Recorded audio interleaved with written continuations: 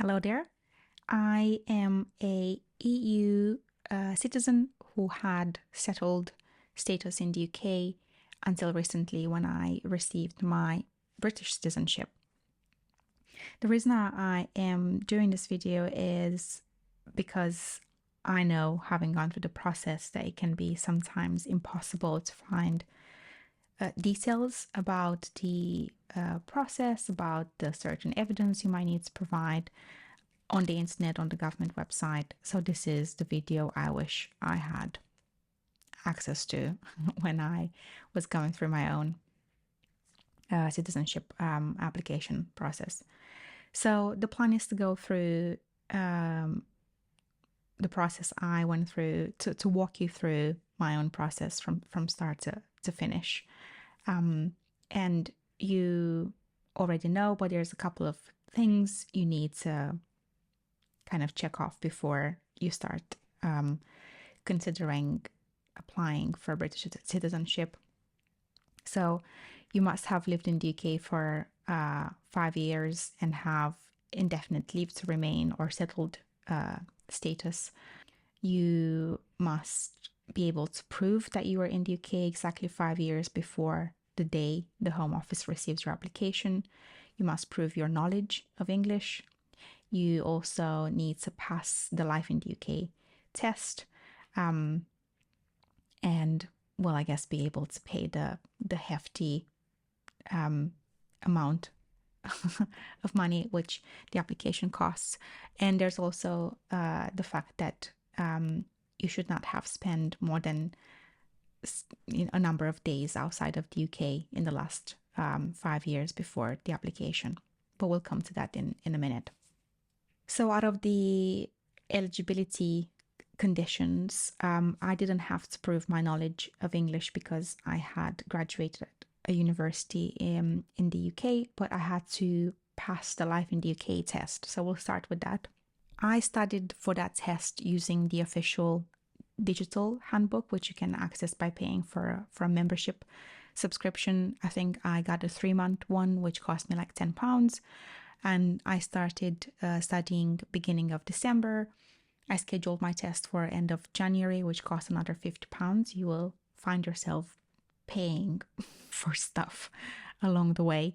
And I passed the test from the first try. I didn't memorize the material line by line, but I was quite conscientious about it.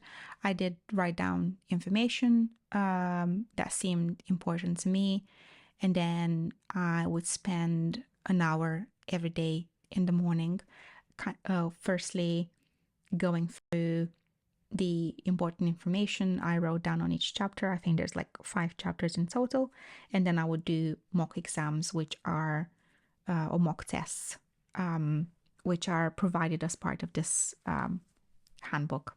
You will see that many questions will be very common sense.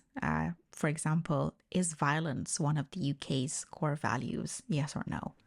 These ones, you don't even need to study for them. But of course, there will be some questions which you do need to know some stuff. So don't treat it too lightly. I know people that have not passed a couple of times. I got my confirmation that I passed the exam on the same day, literally a couple of minutes after. And I also received a reference number, which I was going to need when I was going to fill my application in. And the second thing, which I didn't mention at the beginning, but you need 2 people to give you references that they've known you for at least 3 years, and one of them has to be someone with British passport. The second reference could be from anyone regardless of nationality, as long as they have a certain occupation. Now, I would just like to provide some peace of mind here, because this was a source of stress for me, because the 2 people that provided references, their occupation did not match one of the occupations on the list, on the official list provided by the government. Now, the government does say the list is not exhaustive, so that's kind of what I was hoping.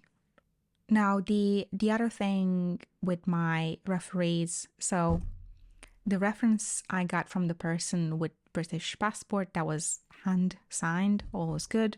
But the second reference, the person was not in the same city with me, so she signed it digitally. That was absolutely fine as well.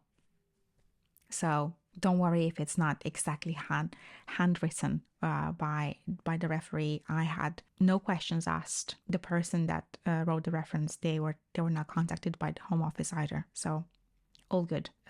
So I passed my Life in the UK test. I had the reference for it. I had my references, and I had the other pieces of evidence, which I'll come to talk about in a second. So I was ready to fill in the online application. So I did it online, not by post. Okay, so now we'll walk through the application. Bear in mind this is the post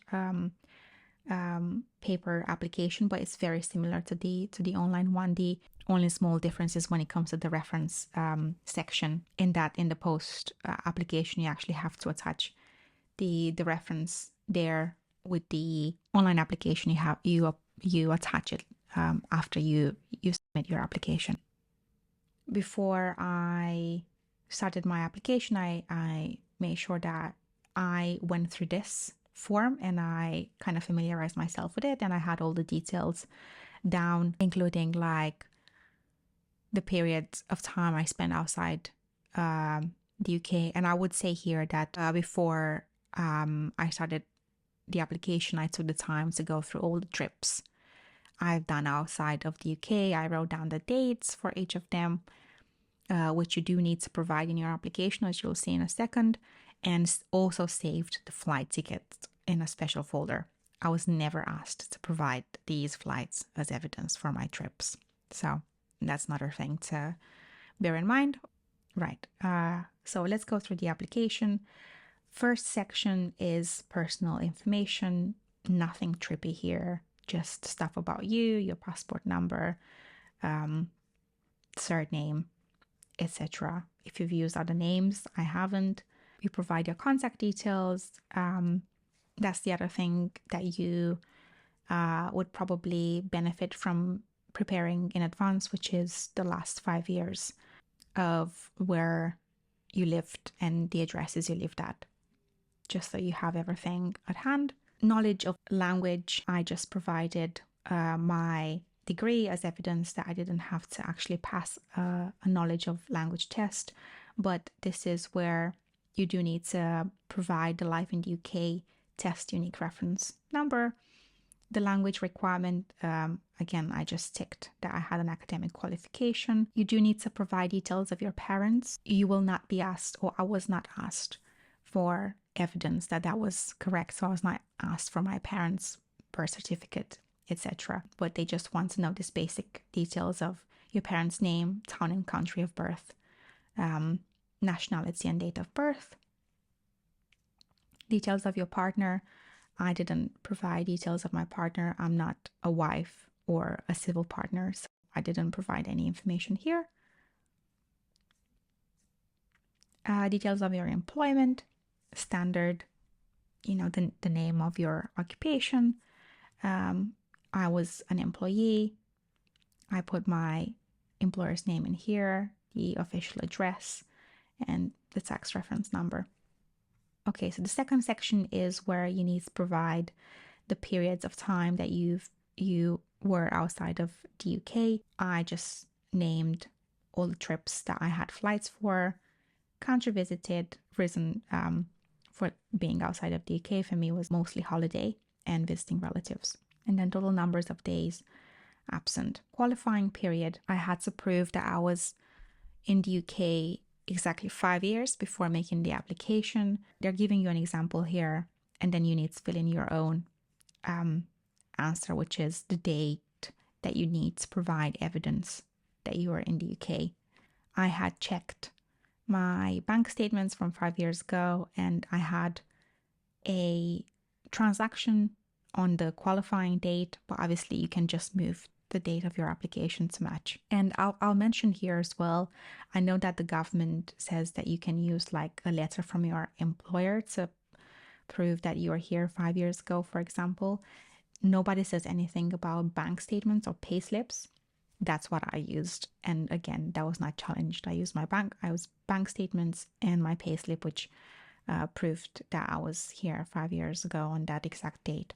That was absolutely fine. Free from restrictions on residing in the UK. This was not for me to fill in because I had settled status, good character requirement. I've never been convicted of anything in the UK or any other country. So for me, it was just loads of no's in here. Crown service. My application was not based on my crown service. So again, this was loads of no's in here.